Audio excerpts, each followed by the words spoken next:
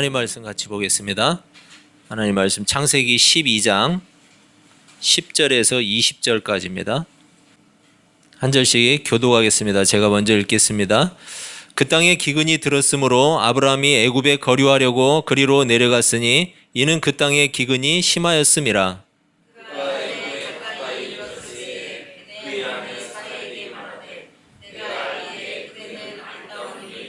애굽 사람이 그대를 볼 때에 이르기를 이는 그의 아내라 하여 나는 죽이고 그대는 살리리니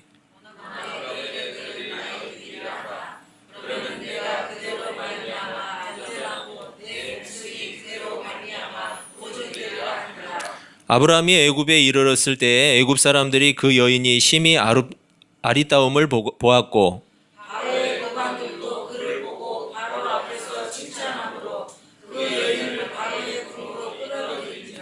이에 바로가 그로 말미암아 아브라함을 후대함으로 아브라함이 양과 소와 노비와 암수 나귀와 낙타를 얻었더라. 여호와께서 아브라함의 아내 사레의 일로 바로와 지식에 큰 재앙을 내리신지라. 바로가 아브라함을 불러서 이르되 내가 어찌하여 나에게 이렇게 행하였느냐? 내가 어찌하여 그를 내 아내라고 내게 말하지 아니하였느냐? 내가 어찌 그를 누이라 하여 내가 그를 데려다가 아내를 삼게 하였느냐? 내 아내가 여기 있으니 이제 내게 말하고. 같이 읽습니다. 바로가 사람들에게 그의 일을 명하매 그들이 그와 함께 그의 아내와 그의 모든 소유를 보내었더라. 아멘. 여러분 반갑습니다. 네, 오늘 날이 풀렸는데 또 조금 추워진다고 그러네요. 네, 그래도 여러분 이 겨울 잘 나시기를 바랍니다. 네, 신앙생활을 하면 할수록 우리는 믿음으로 산다는 것이 결코 쉽지 않다는 것을 생각하게 돼요. 믿음으로 사는 게 만만하고 쉬운 사람은 아마 없는 것 같아요. 그 이유는 사람에 따라서 조금씩 다를 수 있어요. 조금씩 다를 수 있지만 신앙생활이 어렵다고 느끼게 되는 가장 근본적인 이유가 있어요. 그 근본적인 이유는 아마 동일할 거예요. 만약에 우리에게 발생되는 모든 삶에 대해서 왜 그런 일이 발생되는지, 그리고 그 일을 통해서 우리에게 구체적으로 어떤 결과가 주어지게 되는지를 이해하게 된다면, 우리의 삶을 전체를 우리가 이해할 수만 있다면 삶이 어렵다고 이야기하는 사람은 별로 없을 거예요. 물론 힘든 일이 오면은 조금 견디면 되겠죠. 그렇지만 그 삶의 내용에 대해서 우리가 다 이해하지 못하기 때문에 우리에게 삶이 힘들다고 이야기를 하는 걸 거예요. 그리고 더군다나 우리를 이끄시는 하나님의 의도와 뜻을 제대로 이해하지 못하는 경우에, 우리는 하나님을 섬기기 때문에 하나님의 뜻을 제대로 이해하지 못할 때 우리는 신앙생활이 어렵다고 느끼게 되는 거예요. 하나님은 가나안 땅을 아브라함의 후손에게 주겠다고 약속하셨죠. 우리가 지난번에 봤듯이 가나안 땅을 아브라함의 후손에게 주겠다고 약속하셨어요. 그런데 지금 본문을 보면 아브라함이 약속의 땅을 벗어나서 어디로 갔죠? 애굽으로 갔어요. 애굽으로. 이유가 뭐예요? 오늘 본문에서 나타나는 이유는 기근이었죠. 기근. 그 약속하신 땅에 기근이 찾아왔어요. 기근이 찾아오니까 애굽 땅으로 내려가게 된 거예요. 여러분 어떻게 보면 너무 당연한 거 아니에요? 기근을 피해서 간 것. 하지만 그렇다고 해도 아브라함이 아마 갔다가 곧 돌아올 거라고 생각을 했을 거예요. 그렇게 마음 먹었겠지만 그렇다고 해도 하나님이 약속하신 땅을 벗어난 그 자체가 우리에게 썩 좋아 보이지는 않죠. 여러분 우리는 하나님의 자녀예요. 그 사실을 믿나요? 여러분 하나님 자녀 맞으시죠? 이 말 속에는 하나님의 나라를 약속받은 구원의 백성이라는 의미가 담겨 있는 거예요. 하나님의 자녀 하면 하나님의 나라를 약속받은 구원의 백성이다. 이 말이 그 하나님의 자녀 속에 담겨 있는 거예요. 그래서 그런지 그리스도인들은 하나님의 자녀가 실패하거나 고난을 당하는 일에 대해서 익숙하지가 않아요. 하나님의 자녀가 실패하는 일, 고난을 당하는 일, 여기에 익숙하지 않고 그리고 그것을 잘 이해하지 못해요. 우린 성경을 보면서도 같은 시각을 가져요. 오늘 본문을 보면서도 아브라함이 들어간 땅은 하나님께서 약속하신 땅이에요. 약속하신 땅인데 그 약속받은 땅에 왜 기근이 찾아와야 되는지에 대해서 잘 받아들이지를 못해요. 그럼에도 불구하고 우리는 성경에서 말하고자 하는 신앙의 핵심을 놓치지 않고 잘 받아들이죠. 본문에서 기근이 찾아왔는데 왜 찾아왔고 거기에서 믿음으로 어떻게 견뎌야 하는지 그것을 우리는 잘 받아들여요. 그런데 정작 자신의 삶 속에 자신의 삶에 실제로 이런 일들이 벌어지면 잘 받아들이지를 못해요. 당황하게 되고 거부하려고 해요. 성경 인물에게 일어난 사건에 대해서는 쉽지는 않아요. 그것도 쉽지는 않지만 믿음으로 잘 받아들이고 때로는 보면서 에이 그러면 안 되지 하면서 훈수까지 둬요. 믿음의 사람이 이러면 안 되지 하면서 훈수까지 둬요. 그런데 그게 자신에게 그런 일이 닥쳤다. 그러면은 받아들이기가 쉽지 않아요. 우리는 성경이 주는 교훈과 지혜를 잘 생각해야 돼요.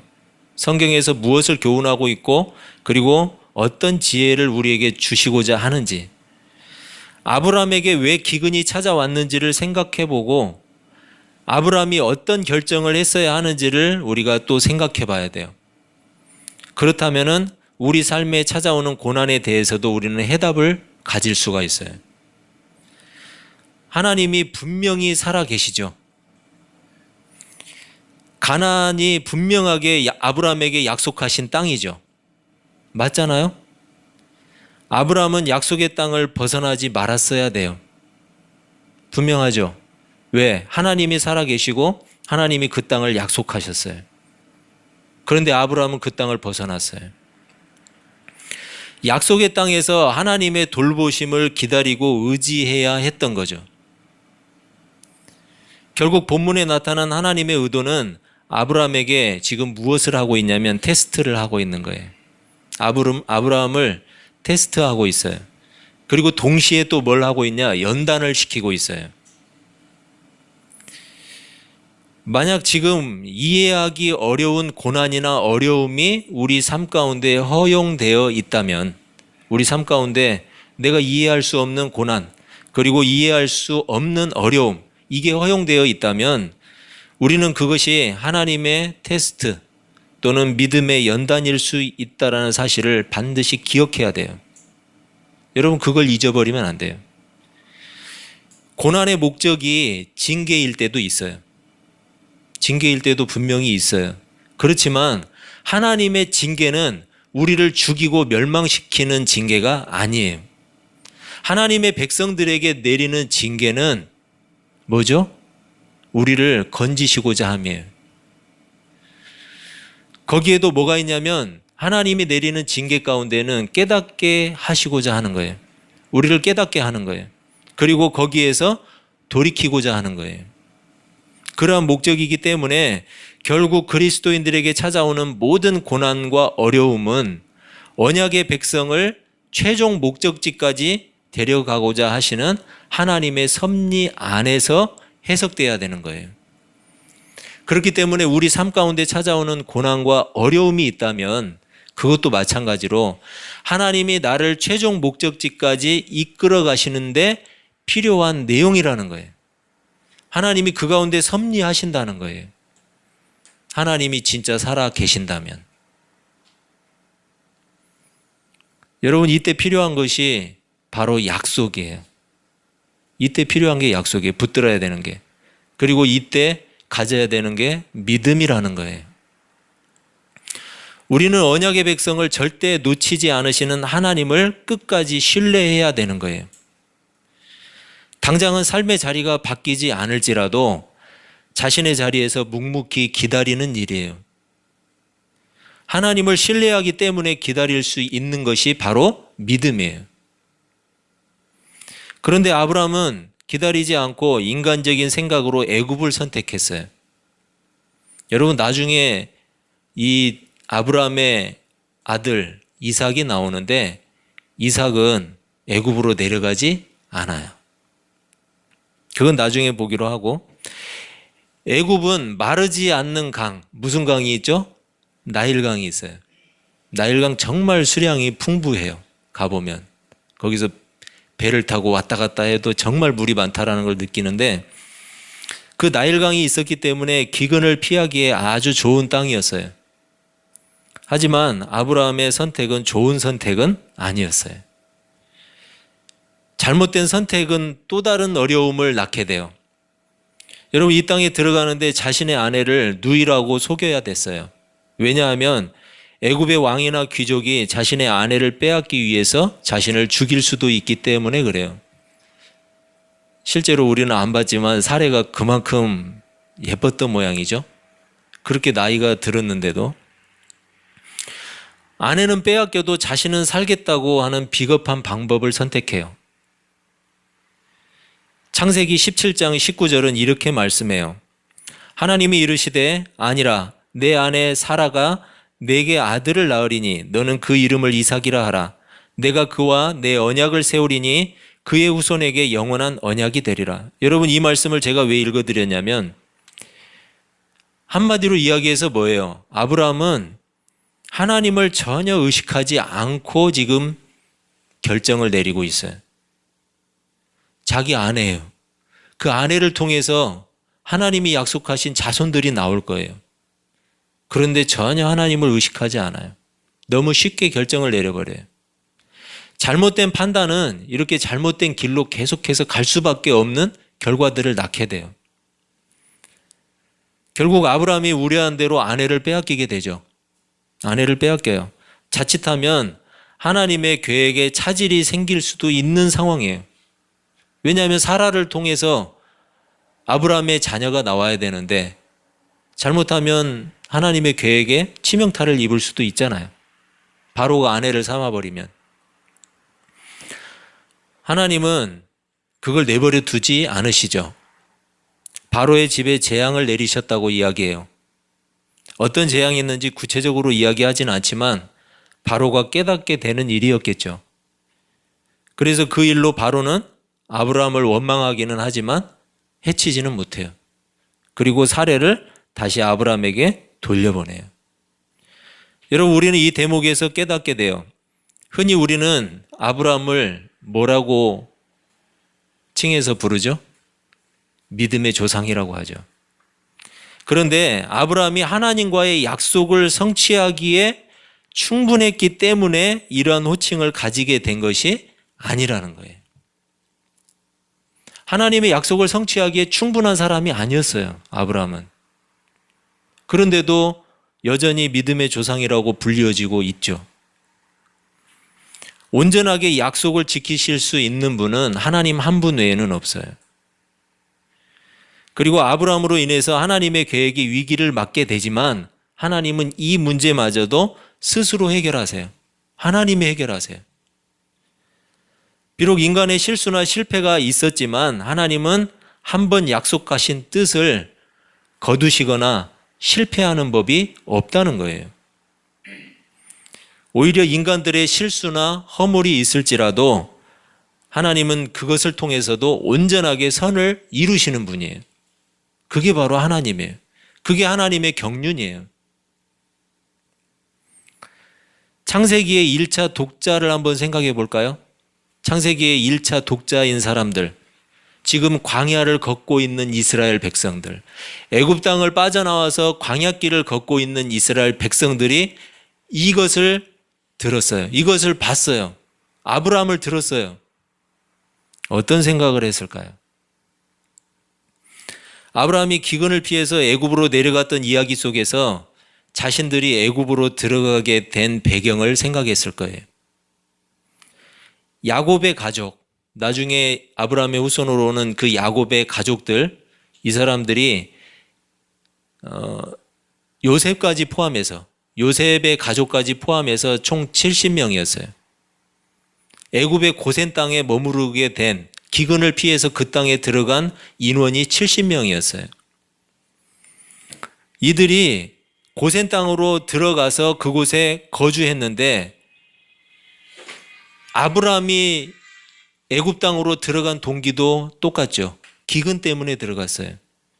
그런데 야곱의 70명의 가족들도 왜 그 땅에 들어갔느냐? 기근 때문에. 물론 하나님이 섭리하셔서 요셉을 먼저 그곳에 보내셨지만 기근 때문에 결국은 그 땅에 들어갔어요. 자기들하고 유사한 동일한 이유 때문에 애굽 땅에 들어가게 된 거예요. 여러분, 창세기에서 지금 말씀하는 것을, 아브라함의 스토리를 그 광야길을 걷고 있는, 애굽을 벗어나서 광야길을 걷고 있는 그 사람들이 듣고 있다고 생각해 보세요. 그렇다면 아브라함에 대해서 볼 때 자기들의 그러한 처지를 생각하게 됐을 거예요. 그것만 동일한 게 아니에요. 아브라함이 처음 애굽에 들어갔을 때 바로의 환영을 받았어요. 그 아내가 아니라 누이라고 속였기 때문에 그 누이도 예뻤고 환영을 받았어요. 많은 재물을 줬어요. 그 아내를 데려갔어요. 바로의 환영을 받았던 것처럼 야곱의 식구들이 그 땅에, 애굽 땅에 들어갈 때 바로가 그 야곱을 반갑게 맞이했어요. 요셉이 그곳에 총리로 있었기 때문에. 여러분, 그것도 유사해요. 그리고 바로가 사례를 데려갔을 때 바로의 집에 재앙이 내린 것처럼 이스라엘 백성들이 모세를 통해서 그 애굽 땅을 벗어나고자 했을 때 바로가 그것에 협조하지 않아요. 그랬을 때 그 애굽 땅에, 그리고 바로의 집에 재앙이 내리죠. 10가지 재앙이 그거예요. 여러분, 이것도 비슷한 내용이고, 아브라함이 사례와 함께 애굽에서 추방당할 때 그냥 나간 게 아니에요. 많은 재물을 얻어서 나갔어요. 그런데 이스라엘 백성들도 애굽을 떠날 때 많은 재물을 가지고 떠났다고 성경에 표현되어 있어요. 이렇게 아브라함과 비슷한 사건들을 통해서 이스라엘 백성들은 자신들이 애굽을 빠져나온 일이, 여러분, 재물 얻었다고 하는 게 핵심이 아니고 애굽을 빠져나온 일이 결코 우연이 아니라는 거예요. 아브라함이 애굽 땅에서 빠져나온 게 우연이에요? 그는 죽을 수밖에 없었어요. 잘못하면 죽을 수 있었어요. 그리고 모세를 통해서 이스라엘 백성들을 건져내는 일도 하나님의 도우심 없이는 가능한 일이 아니었어요. 아브라함과 사례를 지키시고 구원하신 것처럼 하나님께서 언약의 백성인 이스라엘을 지키셨다는 것을 이 사람들은 생각했을 거예요.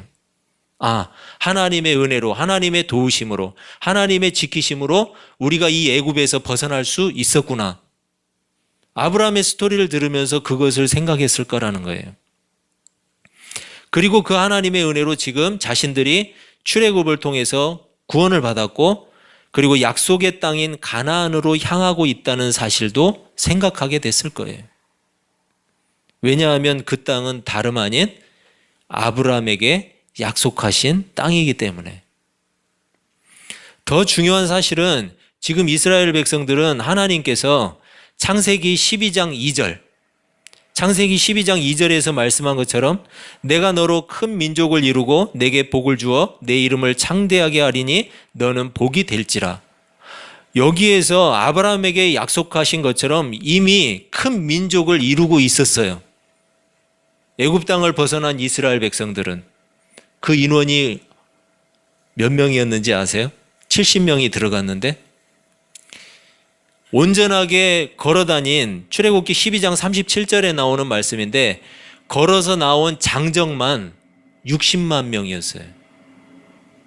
장정만 60만 명. 그렇다면 이 장정에다가 식구를 4사람만 곱해볼게요. 4사람만. 4사람만 곱해도 몇 명이죠? 240만 명. 여러분, 240만 명 생각되세요? 제주도의 인구가, 제가 이번에 가보니까 제주도 인구가 한 75만에서 80만 그 사이 된다고 그러더라고요. 75만에서 80만. 그럼 여러분 240만 명이면 어마어마한 숫자 아니에요? 아브라함에게 12장 2절을 통해서 약속하신 큰 민족을 이미 이루어서 나오고 있어요. 이미 이루어서. 그리고 아브라함의 자손에게 주시기로 약속하신 가나안으로 지금 자신들이 향하고 있어요. 그 사실 속에서 하나님의 약속이 반드시 성취된다는 것을 확신하게 됐을 거예요. 누가요? 그 애굽 땅을 벗어난 이스라엘 백성들이. 아브라함을 건져내시고 이스라엘 백성들을 구원하신 하나님은 현재를 살고 있는 우리가 믿는 하나님이에요. 다른 하나님이 아니에요. 내가 믿고 우리가 믿는 하나님이 바로 아브라함을 건지신 하나님이고 이스라엘 백성들을 애굽에서 건지셔서 가나안 땅으로 보내신 하나님이에요. 하나님은 절대 우연이 없어요. 모든 일을 하나님께서 직접 계획하시고 섭리하시고 성취하시는 분이에요. 우리를 택하시고 부르신 일이 절대 우연히 갑자기 일어난 일이 아니라는 거예요. 이미 창세전에 하나님은 나를 선택하셨고 부르시기로 작정하셨어요. 따라서 택함 받은 나를 지키시고 이끄시는 일도 너무나 당연한 일이에요. 왜냐하면 택함을 받았다는 것은 나를 구원하시기로 약속하셨다는 뜻이기 때문에 그래요. 나를 구원하기로 약속하셨어요, 하나님이. 하나님의 약속은 사람의 약속과 본질적으로 차원이 달라요. 아브라함은 잘못된 판단을 했던 부족한 사람이었어요. 아내를 지키지도 않은 비겁한 사람이었어요. 하지만 하나님은 아브라함과의 약속을 위해서 아브라함의 아내를 구해주셨고 그리고 다시 가나안으로 들어갈 수 있도록 지켜주셨어요. 여러분, 이게 아브라함의 공로예요? 아브라함이 믿음의 사람이었기 때문에 하나님이 건져주신 거예요? 그렇지 않았어요. 아브라함은 부족했어요. 판단력도 없었어요. 아내를 버리는 비겁한 사람이었어요. 그럼에도 불구하고 하나님은 아브라함을 건져주셨어요. 왜요? 약속하셨기 때문에. 하나님의 약속은 바로 그런 거예요. 이스라엘 백성들도 마찬가지였어요. 하나님이 모세를 통해서 이스라엘 백성들을 구출하려고 했을 때 이스라엘 백성들은 처음엔 거부했어요. 나가는 걸 거부했어요. 모세를 보내신 하나님을 신뢰하지 않았어요. 아브라함을 통해서 400년 후에 아브라함의 자손이 가나안으로 돌아오게 될 것을 하나님이 미리 약속하셨지만 이스라엘 백성들은 그 약속을 전적으로 신뢰하지 않았던 거예요. 하지만 그러한 이스라엘의 반응과는 상관없이 하나님은 하나님의 약속을 이루셨어요. 그들을 건지셨어요. 아브라함과 이스라엘 백성들에게 약속을 지키신 하나님, 그 하나님은 택한 백성인 우리에게도 반드시 약속을 이루시는 분이에요. 단지 우리가 하나님의 방식을 계산하지 못하고 생각하지 못하는 것 뿐이에요. 우리가 하나님의 방식을 이해하지 못한다고 해서 하나님의 일이 실패하는 것은 아니에요. 하나님은 우리가 믿기 어려운 상황 속에서도 하나님의 일을 하나님 스스로 이루어 가시는 분이에요. 우리의 부족함이나 허물 때문에 하나님의 계획을 취소하거나 실패하는 분이 아니라는 사실이에요. 그 가장 큰 증거가 바로 예수님을 이 땅에 보내주신 일이에요. 우리가 여전히 죄인이었을 때, 성경은 그렇게 표현해요. 우리가 여전히 죄인이었을 때 하나님은 하나님의 사랑을 표현하셨어요. 하나님의 약속을 지키시기로 하셨어요. 누구를 보내서? 예수 그리스도를 이 땅에 보내셔서. 우리가 의로웠기 때문에 이제 예수님을 보낼 만한 의로움이 우리에게 있었기 때문에 우리에게 예수님을 보내주신 게 아니에요. 우리가 여전히 죄인이었을 때 하나님은 약속하셨기 때문에 택한 백성, 구원의 백성에게 예수 그리스도를 보내주신 거예요. 우리의 조건이나 상태와 관계없이 하나님은 하나님의 약속을 꾸준히 이루어 가세요. 따라서 구원의 조건, 복의 조건이 우리에게 있지 않다는 것을 우리는 잊지 말아야 돼요. 하나님은 이미 택하신 백성을 구원하기로 작정하셨고 이미 복을 주기로 약속하셨어요. 그래서 우리는 구원의 백성으로 그냥 살아가면 되는 거예요. 왜? 구원의 백성이니까. 복받은 사람으로 그냥 살아가면 되는 거예요. 그런데 왜 많은 그리스도인들이 구원의 백성으로 복받은 사람으로 충분히 만족스럽게 살아가지 못할까요? 여러분 주변에 얼마나 많아요? 아니면 우리가 될 수도 있어요. 왜 내가 구원의 사람이고 택함받은 사람인데 왜 그것에 충분히 만족스럽게 살지 못할까요? 내가 복받은 사람인데 왜 나는 복받은 사람이 아닌 것으로 그렇게 살아가고 있을까요? 의외로 많은 그리스도인들이 자신의 구원에 대해서 충분히 만족스러워하지 못해요. 하나님이 이루신 구원에 성이 차지 않는 모양이에요. 자신이 무언가 이루고 싶어 해요. 자신의 방식과 행위로 자신의 구원을 이루고 싶어 한다는 거예요. 여러분, 구원은 이미 하나님께서 이루셨기 때문에 우리에게 구원의 백성이라는 신분이 이미 주어졌어요. 이미. 아직 주어지지 않은 게 아니에요. 우리에게는 구원의 백성이라는 신분이 이미 주어졌어요. 우리가 회심하고 예수님을 구주로 받아들였다면, 내가 회심했다면, 그리고 예수 그리스도를 내 구주로 받아들였다면 나는 이미 구원의 백성이에요. 그래서 우리가 힘써야 할 일은 구원의 백성답게 살아가는 일이에요. 구원받기 위해서 선을 행하는 것이 아니에요. 여러분, 구원받기 위해서 선을 행하는 게 아니라고요. 구원의 백성이기 때문에 마땅히 선을 행하는 거예요. 회심한 사람이 다시 구원받기 위해서 죄를 뉘우치고 회개하는 것이 아니라고요. 한번 회심한 사람이 내가 또 구원받기 위해서 회개하고 뉘우치고 죄를 회개하는 것이 아니란 말이에요. 구원의 백성이기 때문에 마땅히 자신의 삶을 회개하는 거예요. 구원의 백성이니까. 구원의 백성답게 살아가지 못하는 모습을 하나님 앞에 회개하는 것뿐이에요. 구원받기 위해서 헌신하고 구원받기 위해서 예배의 삶을 사는 것이 아니에요. 구원의 백성으로서 마땅히 자신에게 주신 사명에 헌신하는 것이고 마땅히 하나님을 예배하는 삶을 살아가는 것이에요. 구원받기 위해서 기도하고 구원받기 위해서 믿는 것이 아니라고요.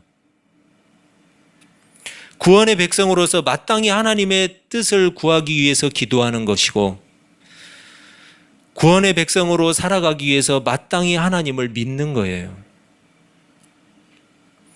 자신의 방식으로 구원을 이루려고 하는 모든 행위는 불신앙이에요. 불신앙이에요. 여러분, 다시 강조해요. 우리는 언약의 백성이고 구원의 백성이에요. 그렇다면 그 신분으로 살아가야 돼요. 그런데 많은 그리스도인들이 자신의 신분에는 별로 관심이 없어요. 하나님께서 이미 이루신 구원을 믿지 못하는 거예요. 여전히 자신이 구원을 이루겠다고 도전해요. 그리스도의 거룩한 신부가 되겠다고 나름대로 노력을 해요. 그런데 정작 거룩한 신부답게 살아가는 일에는 아무런 노력도 하지 않아요. 여러분, 소리 지르면서 회개하고 눈물 흘리는 일이 잘못된 일이 아닌데도 불구하고 마치 그렇게 하는 일이 거룩한 신부가 되는 일이라고 착각해요. 뜨겁게 찬양하는 일, 아멘 소리 크게 하는 일이 잘못된 일이 아닌데도 불구하고 마치 그렇게 하는 일 자체가 자신을 거룩한 신부가 되게 하는 것처럼 착각하는 경우도 있어요. 우리는 이미 거룩한 신부예요. 세상에서 살아갈 때 그리스도의 거룩한 신부가 어떠한지를 세상에 보여주어야 되는 사람들이라고요. 바로 그 사람이 거룩한 신부예요. 거룩한 신부가 어떻게 살아가는지, 거룩한 신부가 어떤 생각을 해야 되는지, 거룩한 신부는 어떻게 말을 해야 되는지, 거룩한 신부는 사람과의 관계에서 어떻게 해야 되는지 그것을 바르게 보여줄 수 있는 사람이 거룩한 신부예요. 결국 하나님께서 이미 복받은 사람으로 세워주셨음에도 불구하고 복의 사람답게 충분히 만족스러운 삶을 살지 못하는 이유도 구원의 문제와 동일해요. 많은 그리스도인들이 아직은 자신이 하나님의 복을 받지 못했다고 생각을 해요. 그래서 어떻게 하면 복 받을 수 있을지 열심히 궁리하고 나름대로 노력을 해요. 앞서 말한 것처럼 예배도, 기도도, 헌신도, 선행도 모두가 그리스도인답게 살아가는 마땅한 내용들이에요. 따라서 이런 일들에 열심을 내는 일이 얼마나 중요한지 몰라요, 우리에게. 그런데 마치 이런 일들을 열심히 하기만 하면 자신에게 하나님의 복이 쏟아져 들어올 것처럼 착각하는 사람들이 너무나 많다는 거예요. 자신이 이미 복의 사람이라는 사실을 받아들이지 않는 것과 똑같은 거예요. 현재 자신이 누리고 있는 내용으로 볼 때 뭔가 부족하다는 거죠. 내가 더 누려야 되는데, 더 가져야 되는데 부족하다는 거예요. 그러니까 자신은 복을 못 받았다는 거예요. 자신이 기대하고 생각하는 내용들로 자신의 삶을 가득가득 채우기 전에는 절대로 자신이 복의 사람이라는 사실을 인정하고 싶지 않은 거예요. 여러분, 지난 주일 예배 때 제가 성경이 말하는 복에 대해서 이야기를 했어요. 성경이 말하는 복 앞에 뜰 거예요. 나를 향하신 하나님의 뜻이 나의 자발적인 순종을 통해서 그대로 성취되는 것, 이게 성경이 말하는 복이에요. 나를 향해서 하나님이 뜻을 갖고 계세요. 그런데 그것에 내가 자발적으로 순종했어요. 그랬더니 그 하나님의 뜻이 나를 통해서 이루어졌어요. 여러분, 이게 가장 큰 복이라고 성경은 설명하고 있어요. 나를 복의 사람으로 세우셨다는 것은 내가 자발적으로 순종하기만 하면 나를 향하신 하나님의 계획하심과 의도하심이 그대로 이루어진다는 말이에요. 자신이 아직 복의 사람이라는 사실을 받아들이지 않는 사람은 사실은 성경이 말하는 복이 아니라 세상이 말하는 복을 구하고 있는 사람이에요. 여러분, 맞죠? 그래서 충분히 만족스러울 수가 없는 것이 당연한 거예요. 왜? 더 가져야 되는데, 더 누려야 되는데. 복의 사람답게 순종하는 일은 당연히 어려울 수 있죠. 어렵겠죠. 아니, 어려워요. 여러분은 복의 사람답게 자신을 향하신 하나님의 뜻에 순종하는 사람이십니까? 아니면 하나님을 이용해서 세상이 말하는 복을 얻고자 하는 사람이십니까? 본문에 나오는 아브라함은 아무리 좋게 보더라도 하나님 앞에서 복받기 어려운 사람이었어요. 하나님보다 기근이라는 환경을 더 크게 본 사람이었어요. 그래서 약속의 땅인 가나안에 머무르지 않고 애굽으로 내려가 버렸어요. 하나님보다 바로 왕을 더 두려워했어요. 그래서 자신의 안전을 위해서 아내를 버리는 비겁한 사람이었어요. 그런데 하나님은 이런 사람을 복의 사람으로 세워주셨어요. 이름을 창대하게 해주겠다고 했고 그의 씨를 통해서 큰 민족을 이루어 주시겠다고 약속하셨어요. 그래서 실제로 큰 민족을 이루게 됐어요. 우리는 성경을 통해서 보잖아요. 그리고 아브라함으로 인해서 땅의 모든 족속이 복을 얻을 것이라고 선언해 주셨어요.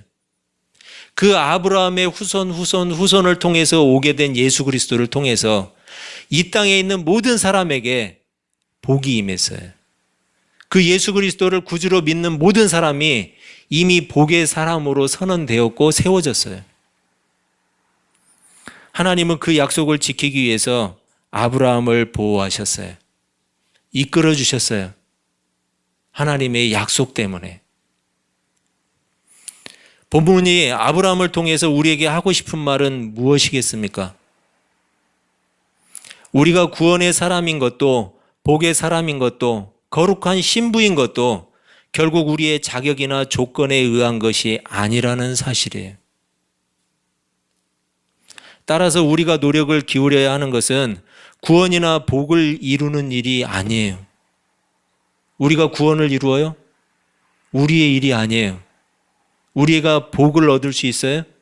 여러분, 복 받을 조건이 우리에게 있나요? 하나님이 이미 주신 신분을 따라 복의 사람답게, 구원의 백성답게, 거룩한 신부답게 살아가는 일이 우리가 해야 될 일이에요. 여러분, 우리 모두는 그렇게 살 수 있기를 바랍니다. 이미 주신 신분을 귀한 것으로 생각할 수 있어야 돼요. 우리는 복의 사람이에요. 우리는 구원의 백성이에요.